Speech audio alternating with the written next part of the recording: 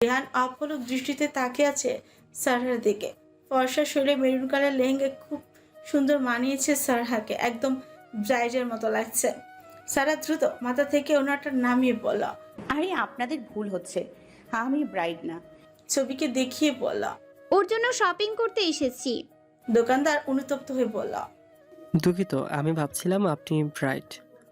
তবে আপনাদের ব্রাইডকেও এই লেহেঙ্গাটা দারুণ মানাবে। আপনি শাড়ি দেখান, ব্রাইডের শাড়ি পছন্দ। দোকানদার বেশ কয়েকটা শাড়ি নামিয়ে দিল। চায়না বেগম সারা উচ্চে পাতে শাড়িগুলোর মধ্যে থেকে বেবি পিঙ্ক কালার একটা শাড়ি ছবির গায়ে ধরে পড়ল। এটা বেশ সুন্দর লাগছে, এটা তোমাকে বেশ মানাবে। সুন্দর মানুষের পছন্দ বরাবরই খারাপ হয়, তার জলজান্ত প্রমাণ আজ চোখের সামনে দেখলাম। কথাটা কানে যেতে ঘাড় ঘুরিয়ে পেছনে তাকালো সারহা। ফুল স্লিভের কালো টি শার্টের গলায় সানগ্লাস ঝুলে পকেটে দুই হাত দিয়ে দোকানের সামনে দাঁড়িয়ে আছে আবির্ভাব। পাশে আয়াতকে কোলে নিয়ে দাঁড়িয়ে আছে অয়ন।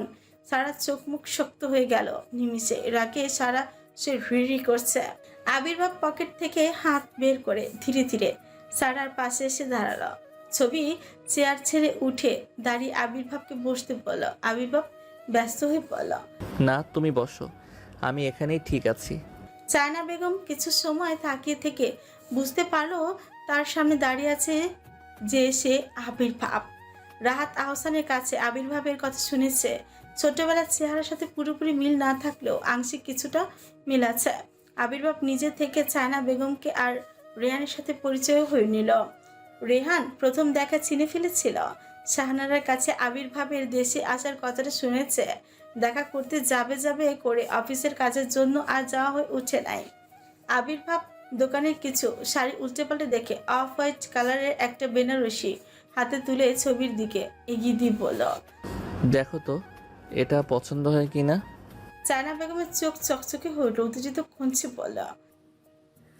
আরে অভি বেটা, এটা তো দারুণ, ছবিকে অনেক সুন্দর লাগবে। সারা মুখ ফিংচি কেটে অন্যদিকে তাকালো। শাড়িটি আসলেই সুন্দর, তবে মুখে প্রকাশ করলো না। ছবি মৃদু স্বরে বলা। এটা খুব সুন্দর ভাইয়া।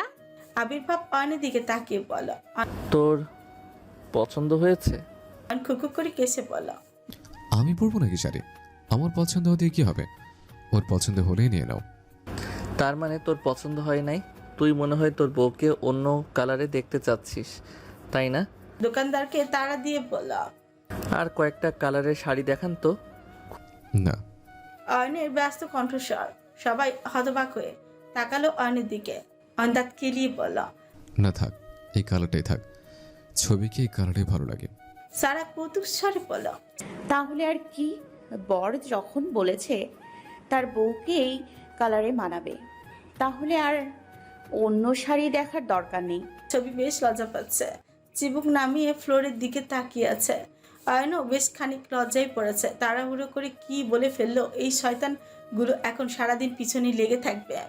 ব্রাইডাল শাড়ি কেনাকাটির পর একে একে গায়ে হলুদ মেহেন্দি সব কিছুর জন্য আলাদা আলাদা শাড়ি কেনা হয়েছে।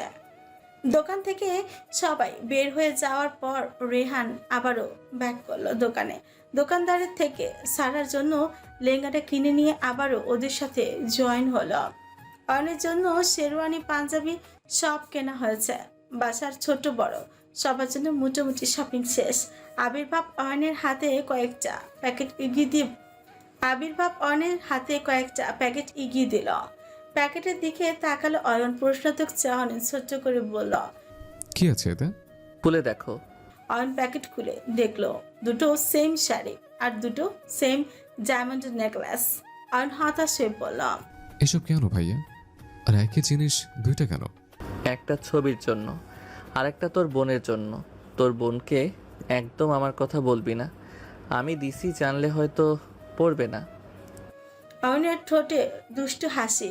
শাড়ি গয়নাগুলো প্যাকেটে ঝুঁকিয়ে ছুঁচকামড়ে বলল। কাহিনী কি বলো তো? আমার বোনের জন্য এত দামি উপহার কিনছো, আবার সেটা গোপনে দিচ্ছ? কারণটা জানতে চাই আগে, তারপর না হয় দিব। আবির্ভাব চশমাটা চোখে পড়ে অয়নের কাঁধে হাত রেখে বলল। ছোট ছোটর মতো থাকো, বড়দের মধ্যে নাক গলাও কেন? তবদা খেলো অয়ন। 29 বছরের যুবকের ছোট্ট আখ্যা দেওয়া হলো। গোমরা মুখে বলল। সারা আমার ছোট বোন, ওর ব্যাপারে কথা বলবো না? না, বলবে না। বড় ভাইয়ের পার্সোনাল ব্যাপার নিয়ে নাক গলানো ভালো দেখায় না। আচ্ছা, তবে খুব তাড়াতাড়ি জানতে চাই কিন্তু। ওকে। শপিং শেষ করতে করতে প্রায় 10টাই বেঁচে গেছে। আবির্ভাব হাতে সময় নিয়ে বের হয়েছিল। তার মেয়েদের শপিং সম্পর্কে বেশ ধারণা আছে। ডিনার টাইমে ক্ষুধাও পেয়েছে বেশ। গলা খাকারি দিয়ে বলল, চলো ডিনার করে নেওয়া যাক। সম্মতি জানো সবাই। আশেপাশে সবচেয়ে দামি রেস্টুরেন্টে ডিনার করতে ঢুকলো সবাই। আবির্ভাব আগে থেকে টেবিল বুকিং করে রেখেছিল। চেয়ারে বসে মেনু কার্ড এগিয়ে দিল অয়নের দিকে। অয়ন বাধা দিয়ে বলল, তুমি অর্ডার করে দাও প্লিজ। আবির্ভাব নিরেট কঞ্চে বলল, খাবার সবসময় নিজেদের পছন্দ অনুযায়ী খেতে হয়। তোমাদের পছন্দ অনুযায়ী সব অর্ডার করো। আমাদের আলাদা কোনো পছন্দ নেই, তুমি অর্ডার করে দাও। রেহান ও অয়নের কথায় সম্মতি জানিয়ে বল। হ্যাঁ ভাইয়া, অর্ডার করে দাও। আবির্ভাব দীর্ঘশ্বাস পেল। ওয়েটারকে ডেকে অর্ডার করলো রেস্টুরেন্টের সকল ফেমাস খাবারগুলো। ওয়েটার একে একে সব খাবার এনে টেবিল সাজিয়ে দিল। সারা এদিক ওদিক তাকে ছকিল। আবির্ভাবের অর্ডার কিন্তু সবগুলো খাবার স্পাইসি। এত ঝাল খেলে তো এক্ষুনি অক্কা পাবে। আবার না খেলেও শয়তান লোকটা ভাববে সে অর্ডার করেছে জন্য খাচ্ছি না। না না না। আবির্ভাব যার খাবার এগিয়ে দিয়ে বলল। নাও সবাই খাওয়া শুরু করো। অয়ন আয়তের খাবারগুলো কাছে টেনে নিয়ে ছুরি দিয়ে ছোট ছোট করে কেটে ওর সামনে দিল। ছবি খাবার নিয়ে বসে আছে। অয়ন বিশেষ লক্ষ্য করে ছবির প্লেট নিজের দিকে এগিয়ে নিয়ে আয়াতের খাবারের মতো কেটে কেটে ছোট ছোট টুকরো করে দিল। আয়াত দাঁত কপাটি বের করে বলল। ধন্যবাদ ভাইও। অয়ন চোখের ইশারায় বলল, ধন্যবাদ দিচ্ছ কেন ভাইও? আমাকে আর আমার বউকে খাবারগুলো কেটে দিলে এজন্য। সবাই ফিক করে হেসে উঠল আয়াতের কথায়। রাইয়ান আয়াতের মাথায় টোক্কা দিয়ে বলল, ভাইয়ার বইয়েই গেছে তোর বউকে খাবার কেটে ছোট করে দিতে। ওটাই ভাইয়ার বউ, তাই কেটে দিছে। আয়াত গম্ভীর মুখে রাইয়ানের দিকে তাকালো। তারপর চোখ ঘুরে আবারও ছবির দিকে তাকিয়ে বলল, তুমি কার বউ, আমার নাকি ভাইওর? ছবি খুকুক করে কাশছে। কাশি থামিয়ে মৃদু কঞ্চে বলল, তোমার। আয়াতের মুখে হাসি ফুটল। রাইয়ান দিকে মুখ ফিংচি কেটে বলল, দেখেছো তো? সারা তখনও খাবার নিয়ে বসে আছে। এক বাইট ওই মুখেই দেয় নাই। রেহান বিশেষ লক্ষ্য করে বলল, কি হলো, খাচ্ছ না কেন? তোমার কি খাবার পছন্দ হয় নাই? আলাদা খাবার অর্ডার করে দেবো কি? আবির্ভাবের মুহূর্তে চোখ মুখ শক্ত হয়ে গেল। সারার দিকে ভাবুক দৃষ্টিতে তাকালো। সারা থুতরে বলল, না খাচ্ছি। আবির্ভাব করাক্ষণছে বলল, সমস্যা থাকলে আলাদা খাবার অর্ডার করে দিচ্ছি। না সমস্যা নেই, এটাই খাচ্ছি। কথাটা বলে সারা চিকেন উইংস একটা বাইট নিয়েই মুখ চেপে ধরল। ঝালে দম বন্ধ হয়ে আসছে। চোখ মুখ লাল হয়ে গেছে। নিজেকে স্বাভাবিক রাখার সর্বোচ্চ প্রচেষ্টা। সবাই সবার সামনে নিজের দুর্বলতা প্রকাশ করতে চায় না। অয়ন সারার দিকে তাকিয়ে ব্যস্ত হয়ে পড়ল। কি হয়েছে বলো? সারার কথা বলছে না। চোখ লাল হয়ে গেছে, চোখ দিয়ে ঝরছে পানি। অয়ন দ্রুত সারার পাশে উঠে দাঁড়ালো। সারার মুখ চেপে জোরে জোরে শ্বাস নিচ্ছে। আবির্ভাব ব্যস্ত হয়ে পড়ল। আবির্ভাব কি হয়েছে? ভাইয়া অত ঝাল খেতে পারে না, খাবারগুলো তো সবই স্পাইসি, বোনের খুব কষ্ট হচ্ছে। কঠোর দৃষ্টিতে তাকালো অয়নের দিকে। ধমকে বলল, এত সময় বলিস নাই কেন? সারা আর সহ্য করতে পারল না। মুখ থেকে হাত ছড়িয়ে ফুপিয়ে কেঁদে উঠল। জালে শ্বাস নেওয়া দায়। আবির্ভাবের পৃথিবী যেন থমকে গেছে। অয়নকে সরিয়ে দিয়ে বসলো ঠিক সারার পাশে। টেবিল থেকে ড্রেজার তুলে এক চামচ সারার মুখে তুলে দিল। নিমিষেই গা গুলিয়ে উঠল সারার। মুখ ভরে বমি করে দিল আবির্ভাবে সারার শরীরে। বমি পড়ে নাজেহাল অবস্থা আবির্ভাবে। সেদিকে খেয়াল নেই। চিন্তা তার সারাকে নিয়ে। নিস্তেজ সারা ঢলে পড়ল আবির্ভাবের বুকে। কেঁপে উঠল আবির্ভাব। অসহায় চাহনি মুহূর্তেই পাজা কোলে তুলে নিল শখের নারীকে। গলার স্বর বাড়িয়ে ডাকলো ওয়েটারকে। বিলের সাথে এক্সট্রা কয়েক হাজার টাকা দিয়ে বলল, জায়গা পরিষ্কার করে নিবেন। লিফটের মধ্যে সারার নিস্তেজ দেহটা সযত্নে আগলে রেখেছে আবির্ভাব। পাশে দাঁড়িয়ে আছে সবাই। সবার চোখে মুখে আতঙ্ক। অয়ন আবির্ভাবের দিকে তাকিয়ে বলল, ভাইয়া আমরা কি এখন বোনকে নিয়ে বাড়ি যাব? না, আগে হসপিটালে যাব, তারপর বাড়ি। হসপিটালে নিয়ে যাওয়া হলো। ডক্টর চেক আপ করে জানায় ফুড পয়জনিং হওয়ার কারণেই এমন হয়েছে। কিছু ঔষধ আর স্যালাইন লিখে দিয়েছে। আবির্ভাব সারাকে পাজা কোলে নিয়েই গাড়িতে তুলে দিয়ে অয়নের দিকে তাকিয়ে বলল, কোনো সমস্যা হলে আমাকে জানাবি, আর সাবধানে বাড়ি ফিরে আমাকে কল দিস। ঠিক আছে ভাইয়া, তুমি সাবধানে যাও। রেহান সামনের সিটে বসে আছে, মনে অজানা শঙ্কা। সে মোটেই হিংসুটে নয়, কারোর প্রতি কখনো হিংসে জাগেনি তার, তবে আবির্ভাবকে দেখে তার খুব হিংসে হচ্ছে। কেন সে নির্দ্বিধায় আবির্ভাবের মতো সারার সংস্পর্শে যেতে পারে না? সারার অসুস্থতার সময় তো তার উচিত ছিল সারাকে সাপোর্ট করা, তাহলে কেন সে পারল না? আবির্ভাবের কোলে সারাকে দেখে তার হৃদয় যেন ভেঙে চুরে যাচ্ছে। সাদেক আহসান নিজে আবির্ভাবের বাড়ি থেকে ইনভাইট করে এসেছে। আবির্ভাব প্রথম অভিমান পুষে রাখলো। সাদেক আহসানের আকুল অনুরোধ আর ফেলতে পারে না, বাধ্য হয়ে রাজি হয়েছে সে বিয়েতে উপস্থিত থাকবে। সাদেক আহসান প্রতিবাদ করে জানায়, শুধু উপস্থিত থাকলে চলবে না, তুমি বাড়ির বড় ছেলে, তোমাকে সব দায়িত্ব নিতে হবে। ছোট ভাইয়ের বিয়েতে সব কাজ নিজের হাতে করতে হবে তোমাকে। আবির্ভাব গো বেচারা মুখ করে বলে, আমি তো ওসব করি নাই কখনো। ইনফ্যাক্ট এদেশের বিয়েতেও তেমন অ্যাটেন্ড করি নাই। ওসব কাজ আমি পারবো না। আমি যেটা পারবো সেটাই করব। সাদেক আহসান কিছু সময় চুপ থেকে বলল, তুমি কি পারবে? আমাকে জানালে ভালো হতো, তাহলে না হয় সেই কাজের দায়িত্বটা অন্য কাউকে দিতাম না। আবির্ভাব ঠোঁট কামড়ে বলল, আমার কাজটা আমি বুঝে নিব, তুমি টেনশন করো না। আমার কাজের দায়িত্ব চাইলে ও নিতে পারবে না কেউ।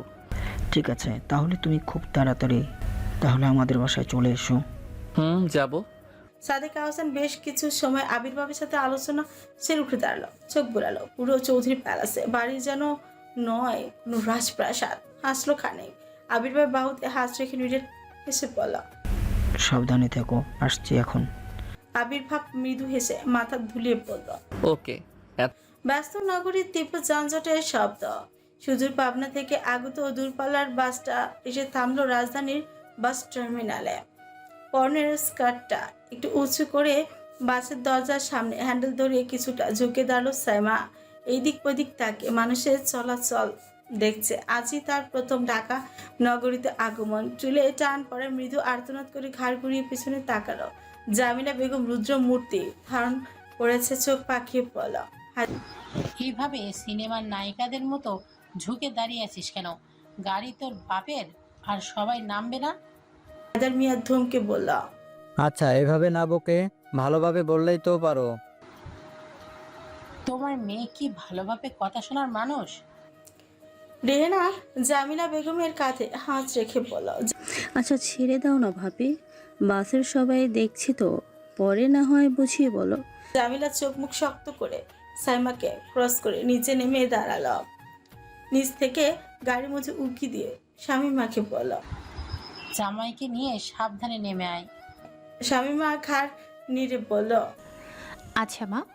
গাড়ি থেকে নেমে দাঁড়িয়েছে সবাই। অয়ন ফোন করে জানিয়েছে বাস স্ট্যান্ডে অপেক্ষা করতে, সময় মতো গিয়ে নিয়ে আসবে। সাইমা ঘাড় ঘুরিয়ে সব জায়গা ভালোভাবে দেখছে। জামিলা বেগম বোরখার নেকাব মাথার উপর তুলে চোখে মুখে পানির ঝাপটা দিয়ে বলল, আর কত সময় এভাবে অপেক্ষা করতে হবে? এত সময় গাড়িতে বসে থেকে আমার কোমরে 12টা বেজে গেছে, এখন আবার দাঁড়িয়ে থেকে পায়ের 12টা বেজে যাবে।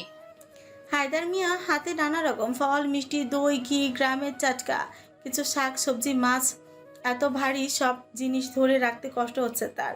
রেহানা কাছে এগিয়ে গিয়ে বলল, ভাইজান আমার হাতে দাও। না না, সমস্যা হচ্ছে না, তোরা দাঁড়িয়ে থাক, পারবি না ধরে রাখতে? শামীমা বলল, বাবা দাও তো, সবার হাতে অল্প অল্প করে দাও, তাহলে কারো কষ্ট হবে না। সাইমা মুখ শক্ত করে বলল, আমি পারবো না ওসব নিতে, তোমরা নাও, আমাকে একদম নিতে বলবে না। জামিলা বেগম কড়া কঞ্চে বলল, পারবি না যখন চুপ করে দাঁড়িয়ে থাক, একদম কথা বলবি না, শয়তান মেয়ে কোথাকার। ফুটপাতে কোল ঘেঁষে দূরপাল্লার গাড়ির সামনাসামনি এসে দাঁড়ালো অয়নের প্রাইভেট কার। গাড়ির জানালার ভেতর থেকে এদিক ওদিক চোখ বুলালো বারংবার। হায়দার মিয়াকে চোখে পড়তে নিচে নেমে দাঁড়ালো, নিরে ঠেসে সালাম জানালো সবাইকে। হায়দার মিয়ার চোখে প্রশান্তি হাসে। ডান হাতের মিষ্টির প্যাকেটে বাম হাতে রেখে হাত বুলালো অয়নের মাথায়, মৃদু হেসে বলল, ভালো আছো বাবা? জি আঙ্কেল, ভালো আছে। আপনারা ভালো আছেন সবাই? ভালো আছি। গাড়িতে উঠে বসুন সবাই, বাইরের রোদ। সাইমার চোখ গাড়ির দিকে, কি সুন্দর চকচকে গাড়ি, চোখে মুখে তীব্র কৌতূহল। শামিমার দিকে হেলে ফিসফিসিয়ে বলল, এটা কি ওনাদের নিজস্ব গাড়ি আপু? আমি জানবো কি করে? শুনেছি ওনারা নাকি অনেক বড়লোক, তাহলে তো ওনাদেরই গাড়ি। গাড়িতে উঠে বসেছে সবাই। সাইমা জোর করে অয়নের পাশের সিটে বসেছে। এসির ঠান্ডা হাওয়ায় চোখ বন্ধ করে আরামে বিশ্রাম নিচ্ছে সবাই। সাইমা আর চোখে বারবার অয়নের দিকে তাকাচ্ছে। অয়ন বেশ অস্বস্তিতে পড়েছে। এই মেয়েকে তার প্রথম থেকে পছন্দ না। নিজে থেকে সামনে বসেছে, ভদ্রতার খাতিরে কিছু বলতেও পারে নাই। এখন যেভাবে তাকাচ্ছে ইচ্ছে করছে ঘাট ধরে বাইরে ফেলে দিতে। অয়ন গলা খাকারি দিয়ে বলল, প্রথম ধাক্কা এসছো তাই না? সাইমা যেন হাতে চাঁদ পেয়ে গেল। অয়ন সব সময় ওকে ইগনোর করে চলে, আজ নিজে থেকে কথা বললো। উত্তেজিত কণ্ঠে বলল, প্রথম এসেছি। অনেকবার ভাইয়াকে বলেছি নিয়ে আসতে, কিন্তু কখনো নিয়ে আসে নাই। অয়ন বিড়বিড় করে বলল, তাহলে শহর না দেখে আমার দিকে কি দেখছিস? কিছু বলেন? না, বলছিলাম জানলার কাজ না এমনও, চাইলে শহরটা ভালোভাবে দেখতে পারো। সাইমা আগ্রহ নিয়ে বলল, এভাবে দেখা যায় নাকি? অন্য এক সময় বের হব শহর দেখার উদ্দেশ্যে। কিছুক্ষণ পর গাড়িটি এসে থামলো আহসান মঞ্জিলের সামনে। অয়ন গাড়ি থেকে নেমে দরজা খুলে দিল। একে একে সবাই নিচে নেমে দাঁড়িয়েছে। হায়দার মিয়ার বুকের মধ্যে ড্রিম শব্দ হচ্ছে, হাত পা কাঁপছে, ভিতরে যাওয়ার শক্তিটুকু যেন হারিয়ে ফেলেছে। 17 বছরের অতীত এভাবে সামনে চলে আসবে এ যেন ধারণার বাইরে ছিল তার। সবাই হাঁ হয়ে তাকিয়ে আছে বাড়িটির দিকে। এ যেন সামনে কোনো রাজপ্রাসাদ দেখছে। রেহানার চোখের কোণে পানি জমেছে। এত বড় বাড়ির বউ হওয়ার সৌভাগ্য হয়েছে তার ছবির। সাইমা বাড়ি দেখে কয়েকবার ঢোকিল। শুনেছিল অয়নটা বড় লোক, তাই বলে এতটা আশা করে নাই। অয়ন তাড়া দিয়ে বলল, ভেতর আসুন সবাই। হাতে মিষ্টি, দই, ফল আর বাকি সব কিছু নিয়ে ধীরে ধীরে সদর দরজার সামনে দাঁড়ালো সবাই। অয়ন হাত উঁচিয়ে কয়েকবার বেল বাজাতে চায়না বেগম দরজা খুলে দিল।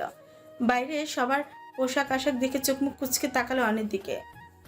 তাকে চোখের ইশারা জানতে চাইলো, এরা কারা? ছোট আম্মু, এনার ছবির বাড়ির লোকজন। চায়না বেগম ভিড় করে বলল, সে তো পোশাকের ছিঁড়ি দেখেই আন্দাজ করে ফেলেছিলাম, এখন শুধু শিওর হয়ে নিলাম। তবে মুখে প্রকাশ করলো না। গয়নার ব্যাপারটা নিয়ে সবার চোখে এখনো খারাপ হয়ে আছে। কিছুদিন কোনো গন্ডগোল থেকে বিরত থাকাই ভালো। দরজা থেকে কিছুটা সরে এসে হাঁটার চেষ্টা করে বলল, আসুন আসুন, ভিতরে আসুন। শাহানারা বাইরে কথার শব্দ পেয়ে রান্নাঘর থেকে ছুটে এসে সদর দরজার সামনে দাঁড়ালো। অয়ন একে একে সবার সাথে পরিচয় করিয়ে দিচ্ছে। শাহানার হাত ধরে সবাইকে ভেতরে এনে বসতে দিল। হায়দার মিয়ার মুখে কোনো কথা নেই, স্তব্ধ হয়ে বসে আছে ড্রয়িং রুমের সোফায়। উপর থেকে বাবা মাকে দেখে সিঁড়ি বেয়ে দৌড়ে নিচে নেমে আসলো ছবি। হায়দার মিয়া মেয়েকে ছুটে আসতে দেখে উঠে দাঁড়ালো, উত্তেজিত হয়ে বলল, আস্তে আয়, পড়ে যাবি মা। ছবি মুহূর্তের মধ্যে বাবাকে জড়িয়ে ধরে ডুবছে কেঁদে উঠল। হায়দার মিয়ার চোখেও পানি জমেছে। পানি মুছে ছবিকে সোজা করে দাঁড় করিয়ে বলল, কেমন আছিস মা? আমি ভালো আছি বাবা, তুমি কেমন আছো? রেহানা এগিয়ে এসে ছবির মাথায় হাত রেখে বলল, শুধু বাবাকে চোখে পড়লো, আমাদের চোখে পড়ছে না বুঝি? ছবি চোখের পানি মুছে রেহানাকে জড়িয়ে ধরে বলল, সবাইকে দেখেছি ফুপু, তোমরা সবাই ভালো আছো তো? রেহানা ছবির মাথায় হাত রেখে বলল, ভালো আছি। জামিলা বেগম বসে আছে সোফায়। ছবি ধীরে ধীরে জামিলা বেগমের সামনে হাঁটু গেড়ে বসলো, মৃদু কণ্ঠে শুধালো, তোমার শরীর ভালো আছে মা? এমন শুকিয়ে গেছো কেন তুমি? জামিলা বেগম ছবির দিকে ঝুঁকে ফিসফিসিয়ে বলল, আমি ঠিক আছি। তার আগে বলতো কি করেছিস? এত আর্জেন্ট আমাদের এখানে আসার জন্য তাড়া দেওয়া হলো কেন? ছবি মৃদু কণ্ঠে বলল, কিছু করি নাই মা। শামিমার পাশে শ্যাম বর্ণের পুরুষটির দিকে চোখ পড়তে বসা থেকে উঠে দাঁড়ালো ছবি। শামিমাকে জড়িয়ে ধরে কিছু সময় কথা বলে শামিমার বরের সাথে পরিচয় করে নিল।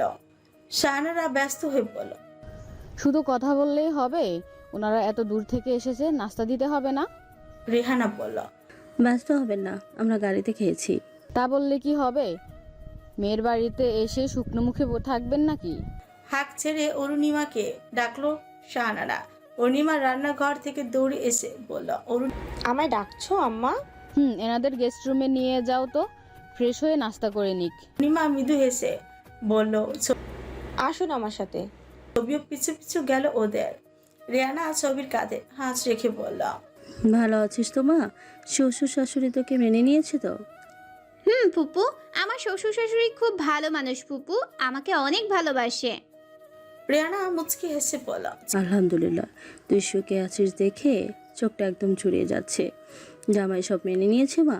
ছবি পায়ের গতি এবার থেমে গেল, কণ্ঠস্বর দলা পাকে যাচ্ছে। বেশ কিছু সময় নিয়ে বলল, ফুপু। ডাইনিং টেবিলে নানা রকমের নাস্তার ব্যবস্থা করা হয়েছে। শান্তা আহসান মুখ ভেঙচি দিয়ে সবাই বসে আছে। সালে আহসানের করা আদেশ, ভাইজান যেহেতু ছবিকে মেনে নিয়েছে সেহেতু ওর সাথে কোনো রকম খারাপ কিছু করা যাবে না। সাহেরা বেগম ও মুখে কুলু পেটে ঘরে বসে আছেন। সাদেক আহসানের এমন সিদ্ধান্তে নারাজ সে। কিছুতেই ছবিকে বাড়ির বউ হিসেবে মেনে নিতে রাজি নয়। সাদেক আহসান অনেক অনুরোধ করে রাজি করিয়েছে, তবে মন থেকে এখনো চায় না ছবি এ বাড়ির বউয়ের স্বীকৃতি পাক। মায়ের গতি সাদেক আহসান খুব ভালোভাবেই বোঝে। অফিসে যাওয়ার আগে বারবার অনুরোধ করে গেছে ছবির বাড়ি থেকে যারা আসবে তাদের যেন কোনো রকম অপমানজনক কোনো কথা না বলা হয়। ছেলের কথা রাখতেই মনের মধ্যে হাজারো কথা জমিয়ে রেখে চুপচাপ বসে আছে। অরুণিমা শাহানারা ব্যস্ত রান্নার কাছে। একে একে ট্রে করে নাস্তার প্লেট এনে টেবিলে সাজিয়ে রেখেছে। অভিক সিঁড়ি দিয়ে নিচে নামতে গিয়ে টেবিলে খাবারের দিকে চোখ আটকালো। পেছন পেছন নিচে নামছে অয়ন। অভিক অয়নকে খেয়াল না করে শাহানারের দিকে তাকিয়ে তার ছেলের সুরে বলল, এত আয়োজন যাদের জন্য করেছো তাদের পেটে হজম হবে তো? জানো না কুকুরের পেটে কি হজম হয় না? এরা এসব খাবার জীবনে চোখে দেখেছে তো? শাহানারা থমকে বলল, বাড়ির অতিথিদের নিয়ে বাজে কথা বলতেও তোমার মুখে আটকায় না? অয়ন মৃদু হেসে বলল, অন্যের ভালো দেখে যাদের জলে তারা তো কুকুরের থেকেও নিকৃষ্ট। বাদ দাও, তোমরা তোমাদের কাজ করো। বিরিয়ানি পোলাওয়ের গন্ধ পেলে কুকুর একটু একটু ঘেউ ঘেউ করবেই। মুহূর্তের মধ্যে অভিকের চোখ মুখে ধরনই পাল্টে গেল। চোখ বন্ধ করে রাগ সংযত করল। সাদেক আহসানের নিষেধ অমান্য করলে বাড়ি ছাড়তে হবে, তার চেয়ে চুপচাপ থাকাই শ্রেয়। শাহানারা ফস করে নিঃশ্বাস ছাড়ল। দুই ভাইয়ের সম্পর্ক কবে যে ঠিক হবে? দুই ভাই তো নয়, যেন সাপে নিহলের সম্পর্ক। কারো কথা কারো সহ্য হয় না। নাস্তা করে যে যার মতো বিশ্রাম নিচ্ছে। রেহানা ছবির পাশে বসে এতদিনের জমে থাকা সব গল্প করছে। শামিমা এবং তার বরের জন্য আলাদা ঘর দেওয়া হয়েছে, ওরা ওদের রুমে ঘুমাচ্ছে। সাইমা সিকোয়েন্সের কাজ করা গর্জিয়াস স্কার্ট পরে বাড়ির চারপাশে ঘুরঘুর করছে। দেখছে হিংসায় সারা শরীর জ্বলে যাচ্ছে তার। এত বড় বাড়ির বউ হওয়ার কথা ছিল তো ওর, মাঝখানে ছবি ঢুকে ওর জায়গা দখল করে নিল। মনে মনে কয়েকটা প্ল্যান সাজিয়ে নিল। ছবিকে এখানে কিছুতে সুখী হতে দেওয়া যাবে না। ধীরে ধীরে এসে দাঁড়ালো করিডোরের দরজার পাশে। দরজার পর্দা টানানো। ধীরে ধীরে এসে দাঁড়ালো করিডোরের দরজার পাশে। দরজার পর্দা টানানো। পর্দা হাত দিয়ে সরাতে চোখ জোড়া ছানা পড়া। ঘরটা খুবই সাজানো গোছানো। বাড়ির আভিজাত্য অব্যাহত রেখে রুমের আসবাবপত্র অতি দামি। সাইমা পর্দা দু হাত দিয়ে সরিয়ে মৃদু পায়ে রুমে প্রবেশ করলো। রুমে কারো টিকিটাও দেখা যাচ্ছে না। এসি চলছে। সাইমার এসির বাতাসে কেমন শীত শীত লাগছে। কোমর থেকে ওড়নাটা ছড়িয়ে গায়ে পেঁচিয়ে নিল। বেলকুনির দিকে পা বাড়াতে পুরুষালী কণ্ঠে থমকে দাঁড়ালো। সদ্য শাওয়ার ছেড়ে তোয়ালে পেঁচে ওয়াশরুম থেকে বের হয়েছে রায়ান। বের হয়ে অপরিচিত কাউকে রুমে দেখে চমকে গেল। কাপা কাপা স্বরে বলল, সাইমা কে আপনি? ঘুরে তাকালো রায়ানের দিকে। হালকা স্বাস্থ্যবান পুরুষের উন্মুক্ত শরীর দেখে কেমন অদ্ভুত শিহরণ হচ্ছে। তুতলিয়ে বলল, আমি? আমি কি? কে আপনি? আর আমার রুমে এভাবে ঢুকে পড়েছেন কেন? আমি এমনি ঘুরে দেখছিলাম সব কিছু। আপনার ঘর এটা জানতাম না, ভুল করে চলে এসেছি। ওকে, বুঝলাম। তবে কে আপনি? এ বাড়িতে কেন এসেছেন? আমি ছবির বোন। ও সরি, আপনি বৌমনির বোন? আমি চিনতে পারি নাই। তবে হুটহাট এভাবে আমার ঘরে চলে আসবেন না। আমি রুমে প্রাইভেসি মেনটেন করি। নেক্সট, আমার অনুমতি ছাড়া আমার রুমে প্রবেশ করবেন না। সাইমন রাগে সারা শরীর রিড়ি করে উঠল। গ্রামে হলে এমন অপমান করার মজা এখনই বুঝিয়েই দিত। নিহাতি ওদের বাড়িতে এসেছে, চাইলেও কিছু বলতে পারছে না, কথা না বলে ঘাড় নেড়ে বোঝালো। ঠিক আছে। এখন আসুন, আমি চেঞ্জ করব। সাইমা বের হয়ে আসলো। করিডোর দিয়ে হাঁটতে হাঁটতে জোরে সোরে ধাক্কা খেলো কারোর সাথে, ছিটকে পড়লো কিছু দূরে। বগলে 2 হাত ঠেকিয়ে চোখ মুখ শক্ত করে দাঁড়িয়ে আছে অভিক। তাতে ধর চেপে বলা, স্টুপিড কোথাকার, কে তুমি? তোমার সাহস হলো কি করে আমাকে ধাক্কা দেয়ার? সাইমা উঠে দাঁড়িয়ে নিজের রাগ কন্ট্রোল করতে না পেরে বলল, খবরদার ইংরেজিতে গালি দেবেন না। একে তো নিজে এসে ধাক্কা দিয়েছেন, এখন আবার আমাকেই শাসাচ্ছেন। বাড়ির অতিথিদের সাথে কিভাবে ব্যবহার করতে হয় জানেন না? অভিকের রাগ হুড় করে বেড়ে গেল। সাইমা উঠে সামনে দাঁড়িয়েছে। আচমকা পড়ে যাওয়া কোমরের ওড়নাটা খুলে গিয়ে পেটের কিছু অংশ উন্মুক্ত হয়ে গিয়েছে। শ্যামলা পেটের উপর কালো তিলে স্পষ্ট বোঝা যাচ্ছে। অভিকে নজর আটকালো সাইমার পেটের দিকে, কেমন লোভী চোখে তাকালো সেদিকে, চোখ গিলে এক দৃষ্টিতে তাকিয়ে আছে সেদিকেই। হাতের মধ্যে কেমন নিষ্পিস করছে, খুব করে ইচ্ছে করছে দিলটা ছুঁয়ে দিতে। সাইমা অভিকের অদ্ভুত চাহনি বুঝতে না পেরে এদিক ওদিক তাকাচ্ছে। অভিকের হাত যেন আপনা আপনি ধীরে ধীরে এদিকে এগিয়ে যাচ্ছে সাইমার পেটের দিকে। সাইমা যেন ব্যাপারটা খেয়াল করলো, কিছু বলতে যাবে তখনই পেছন থেকে অভিককে ডাক দিল রাইয়ান। ভাইয়া, কি হয়েছে? এখানে দাঁড়িয়ে কি করছো? অভিকের মুখে বিরক্তের ছাপ ফুটে উঠল, বিড়বিড় করে বলল, কিছু না। এই মেয়ে কিছু করেছে? তোমাকে দেখে তো মনে হচ্ছে ভীষণ রেগে আছে ওর উপর। অভিক হাসার চেষ্টা করলো, নিজেকে স্বাভাবিক করে বলল, কিছু হয় নাই। তুই কোথাও বের হচ্ছিস? বড় আব্বু কল করেছিল, অফিসে যেতে বলল। ও যা তাহলে। তোমাকেও তো যেতে বলেছে, ইমার্জেন্সি আছে নাকি? তোমাকে কখন থেকে কল করছে, তোমার ফোন সুইচ অফ ছিল। ঠিক আছে, তুই যা, আমি আসছি। ঠিক আছে ভাইয়া। অভিক সাইমার দিকে কিছু সময় তাকিয়ে রাইয়ানের পিছু পিছু নিচে নেমে আসলো। শহরের দুপুর যেন এক অলস মোড়া কোলাহল। রোদ সরাসরি মাথার উপর ধোয়া ওঠা রাস্তাগুলোকে আরো গরম করে তুলেছে। গাড়ির হর্ন, মানুষের হাঁটাচলা আর ফুটপাতের দোকানিদের ডাকাডাকি, সবকিছুতে যেন ক্লান্তির একটা ছাপ। দুপুরের তীব্র রোদের মধ্যে ছাদের রেলিং এর উপর পা ঝুলিয়ে বসে আছে অয়ন। পাশে বসে রেলিং এর উপর হেলিয়ে দাঁড়িয়ে আছে মিহির। দুজনের মধ্যে নিস্তব্ধতা। মিহির চোখ মুখে বিরক্তির ছাপ নিয়ে বলল, দেখ, জীবনটা এত জটিল করিস না। 2 দিনের জীবনে কার সাথে ভালো থাকবো, কার সাথে আমি সুখী হব, সেটাই আগে ভাবা উচিত। আমি ছবির ভাই, জন্য স্বার্থপরের মতো এটা বলতে পারবো না যে তুই যাবাকে ভুলে গিয়ে ছবির সাথে সংসার কর। তোর জীবন কি চায় সেটা বোঝার চেষ্টা কর। ছবি তোকে ভালোবাসে, বিয়ে করে নাই। ও তোর মতো পরিস্থিতির শিকার। তুই ওকে ছেড়ে দিলে ওর কোনো সমস্যা হবে না। ছবি বাচ্চা মেয়ে, ওর জীবন এখনো পুরোপুরি পড়ে আছে। ওর ইচ্ছা পড়াশোনা করে নিজে কিছু করবে। তোদের বাড়িতে পড়ে আছে একমাত্র দায়বদ্ধতা থেকে। অনেকবার দ্রুত বিদ্যুৎ গতিতে তাকালো মিহিরের দিকে, থেমে থেমে বলল, অয়ন কিসের দায়বদ্ধতা? তুই বিপদের দিনে ওর হাত ধরেছিলি। আরও কতটা নরম মনের মানুষ সেটা এই কয়েকদিন হয়তো বুঝে গেছিস। জানি বলা উচিত নয়, তবে আজ না বলে পারছি না।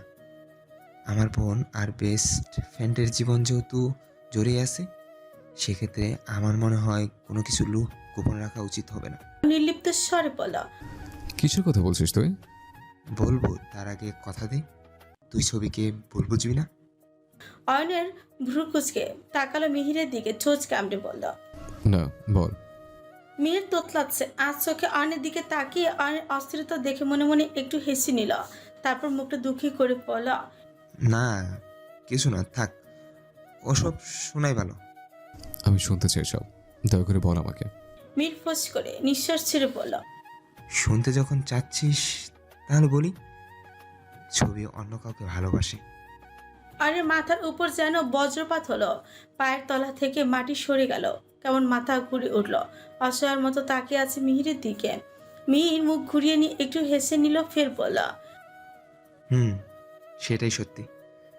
ছবি অন্য কাউকে ভালোবাসে, একমাত্র পরিবারের সম্মানের কথা ভেবে তোদের বাসায় এখনো পড়ে আছে। অয়ন কাপা কাপা স্বরে বলল, এতদিন বলিস না কেন আমাকে? আমি ভেবেছিলাম তোদের বাড়ি থেকে হয়তো মেনে নিবে না। তোরা দুজনে একসময় আলাদা হয়ে যাবি। এসব কথা না জানানোই ভালো। এখন কি করব? বিয়েটা কি ভেঙে দেব? না, আয়োজন করতে দে। বিয়ের দিন বউ বদলে যাবে।